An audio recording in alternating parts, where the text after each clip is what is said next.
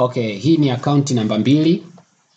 Karibu tena kwenye review ya trade zote nilizozichukua ndani ya wiki ya kwanza ya IB MSS IB funded mission ya siku 90. Ndani ya wiki ya kwanza of course nimeshafikisha siku 5. Na nimeweza katika hii account ya pili ambayo nina trade gold peke yake, ni account ya $100,000 kutoka kampuni inaitwa Gold Funded. Nimeweza kutrade nimeweza kuchukua trade 4 tu ndani ya wiki nzima, lakini kwa bahati mbaya nilikutana na losing streak kidogo, ila risk to reward iliniokoa. So katika trade 4, trade 3 zimekuwa losses na trade 1 imekuwa win. Kwa hiyo bado at the end of the week nimekuwa profitable trader. Trade zilizoenda loss nitakuonyesha moja, na trade moja iliyoenda win nitakuonyesha moja kwa ajili ya kuokoa muda.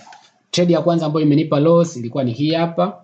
Kwenye high time frame nilizingua, nilifanya kosa na nimejipunish kwa kosa nililofanya kwa sababu hakukuwa na conference zote, na lower time frame was good lakini high time frame was not good.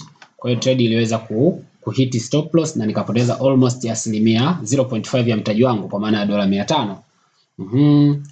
Na trade ambayo ili win na kuhit TP ilikuwa ni hii trade ya 3 ambayo ilienda ilinipa kila kitu kwenye high time frame, conference zote zilitimia na confirmation ilikuwa ni nzuri, IB MSS GA, na ili hit TP almost 1:5 na kunipa $2,414 kama unaweza kuona hapo, na it was good kwa sababu ilienda zaidi ya hapo, lakini mimi niliishia 1:5. Kwa hiyo hii ndio iliweza kuniokoa kwenye losses 3. Hii win moja iliweza kuniokoa na kunifanya niwe profitable at the end of the week. Na hii account ngoja nikuonyesha kwenye Gold Funded uone taarifa za msingi za hii account.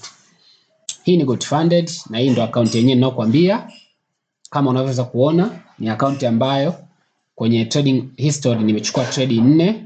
Katika trade 4 zote zilikuwa ni za kubuy, na trade ya kwanza nililose $508, trade ya pili nilipata TP $2,414, trade ya tatu nililose $517, na trade ya mwisho nililose $484.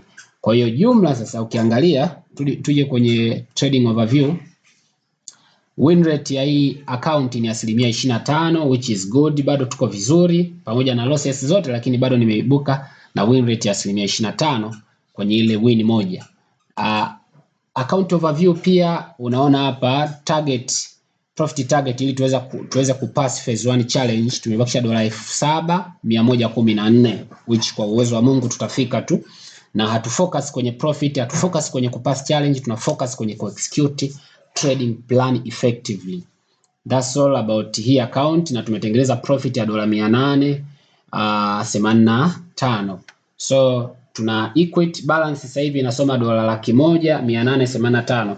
So tumeenda vizuri kwa sababu Jumatatu tulikuwa na $100,000. Leo tunapofunga wiki, tumefunga wiki tukiwa na $1,100,885, which is good, tuko vizuri. Kwa hiyo hiyo ndo overview ya ujumla kuhusu account hii ya pili ya $100,000 ya Gold Funded ambayo nina trade